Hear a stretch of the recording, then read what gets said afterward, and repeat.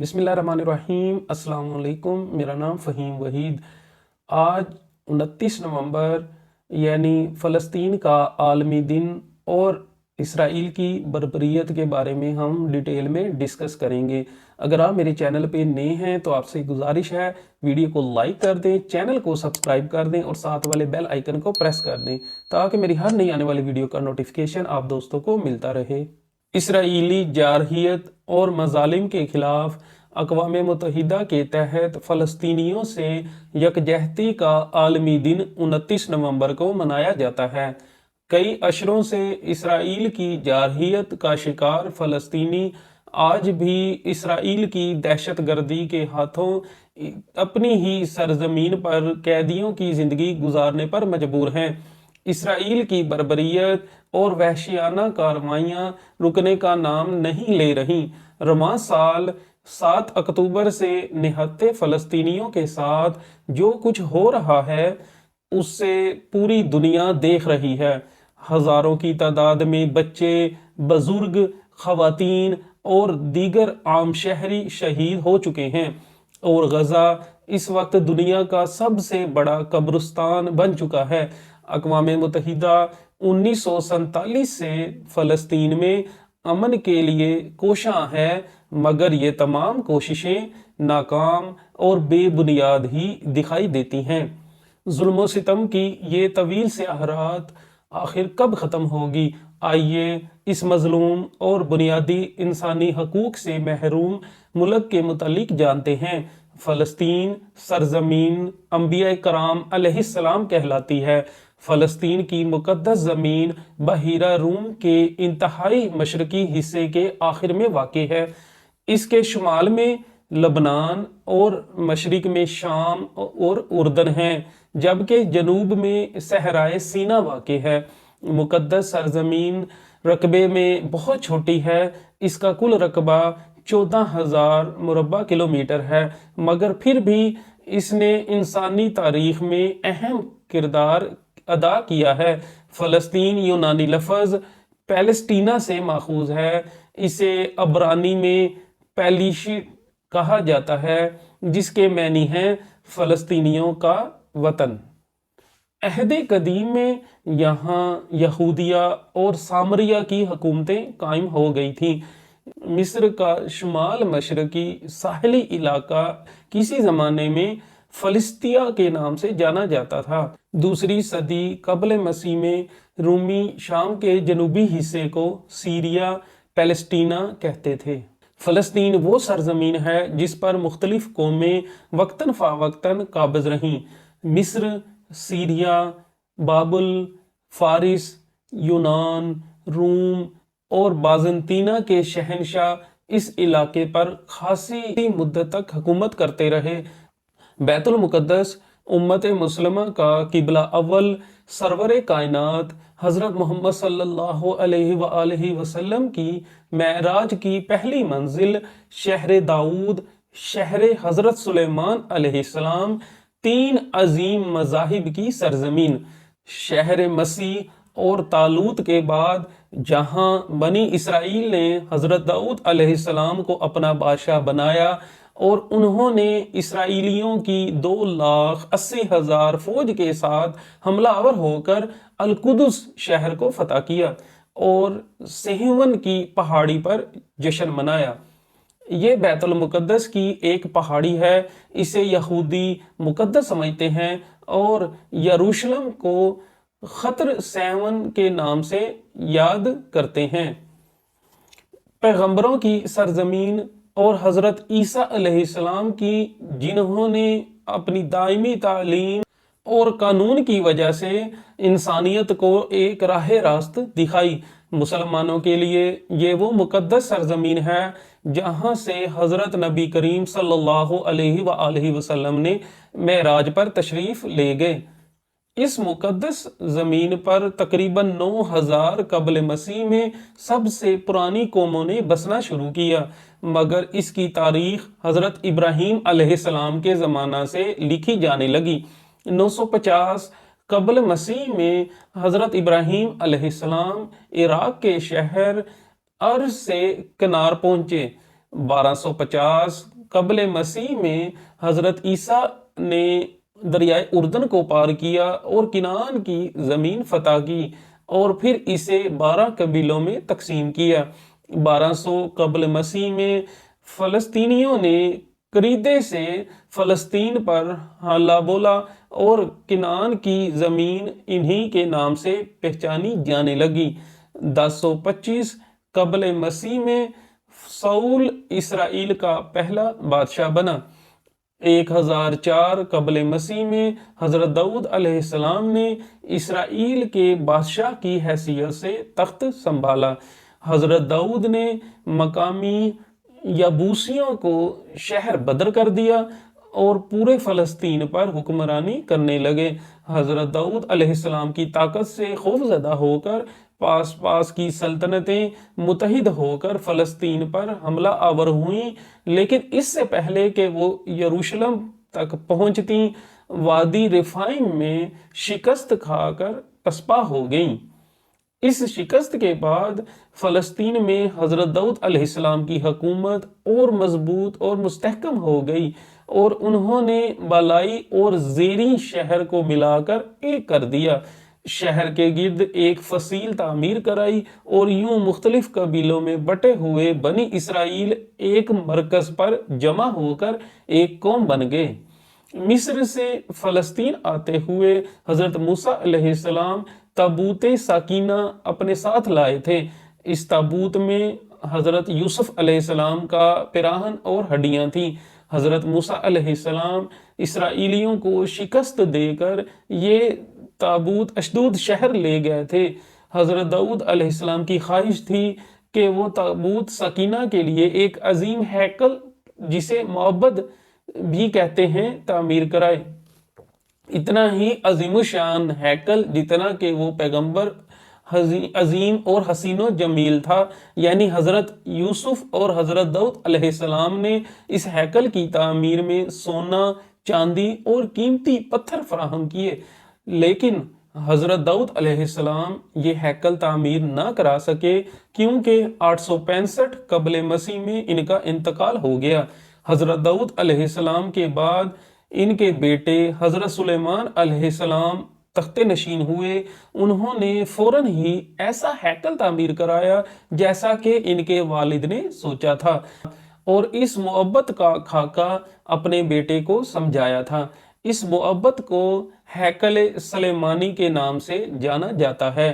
اس کی تعمیر 7 سال تک جاری رہی۔ 2 لاکھ مزدور اور معمار دن رات مسلسل کام کرتے رہے۔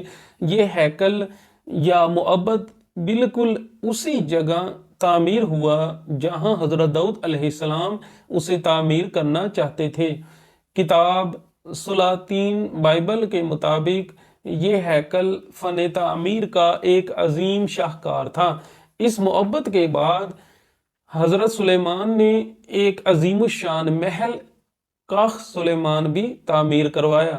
اس کی شان و شوکت کا اندازہ اس بات سے لگایا جا سکتا ہے کہ مأکولات اور مشروبات کے برتن اور فرنیچر تک سونے اور چاندی کا تھا۔ محل میں خادموں اور کنیزوں کی تعداد ہزاروں میں تھی۔ یمن کی ملکہ سبا بلقیس اسی محل میں سپاہ عظیم کے ساتھ شاہانہ طریقے سے داخل ہوئی تھیں۔ ملکہ سبا کے کارواں میں سینکڑوں اونٹ ایسے تھے جن پر فقط عطریات اور خوشبویات لدی ہوئی تھیں، جن سے بیت المقدس کی فضائیں مہک اٹھیں۔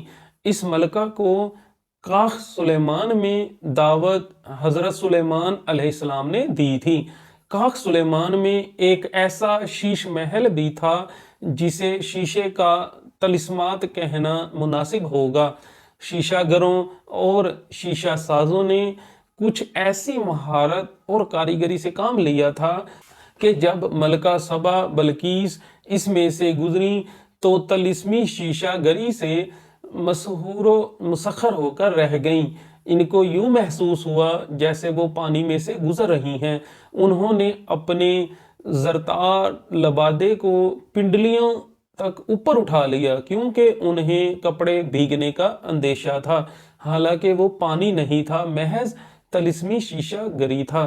ملکہ سبا بلقیس اپنے ساتھ بے بہا سونا اور جواہرات لائی تھیں۔ حضرت سلیمان علیہ السلام نے شہر پناہ کو مزید مضبوط اور وسیع کیا کہ ہیکل عظیم کی پہاڑی بھی اس کے حصار میں آ گئی۔ شہر کو پانی کی فراہمی کے لیے دور وادیوں سے نہریں کھودی گئیں، چشمے اور تالاب بنائے گئے۔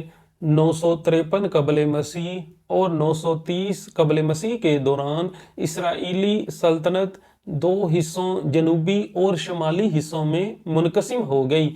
جنوبی سلطنت یہودا میں جنوبی فلسطین اور روم شامل تھا، اور اس کا پایا تخت یروشلم یعنی بیت المقدس تھا، جبکہ شمالی سلطنت اسرائیل شمالی فلسطین اور مشرق اردن پر مشتمل تھی۔ جنوبی سلطنت کا حکمران اجعام بن سلیمان اور شمالی سلطنت کا حاکم یربان تھا۔ 922 قبل مسیح میں حضرت سلیمان علیہ السلام کا وصال ہوا۔ اس دور میں بنی اسرائیل فحاشی، بے حیائی، عیش پرستی، بت پرستی میں مبتلا ہو چکے تھے۔ دونوں سلطنتوں یعنی یہودا اور اسرائیل کی رعایا مدت تک آپس میں برسر پیکار رہیں اور خود آپ ہی اپنی تباہی کا باعث بنی، اور یوں اسرائیل کی بادشاہت ختم ہوئی۔ حضرت عیسیٰ علیہ السلام 12 برس کی عمر میں بیت المقدس آئے اور خدا کا نبی ہونے کا دعویٰ کیا، لیکن ان لوگوں نے حضرت عیسیٰ علیہ السلام کو جھٹلایا اور ان پر تشدد کیا۔ اس کے بعد حضرت عیسیٰ علیہ السلام کئی بار ناصرہ سے بیت المقدس آئے۔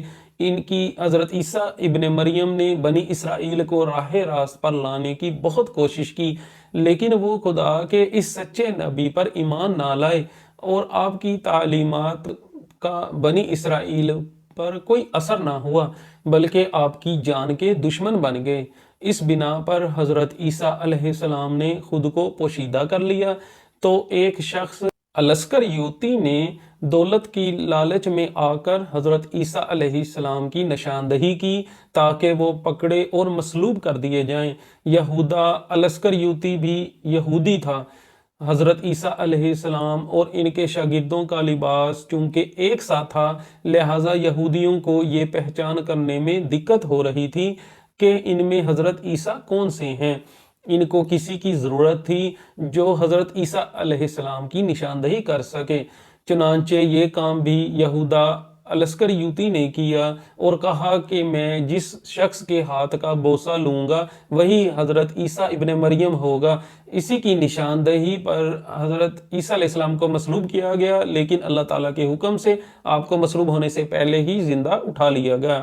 یہ سن 33 عیسوی کا واقعہ ہے۔ مسلمانوں کے لیے فلسطین ایک مقدس مقام ہے۔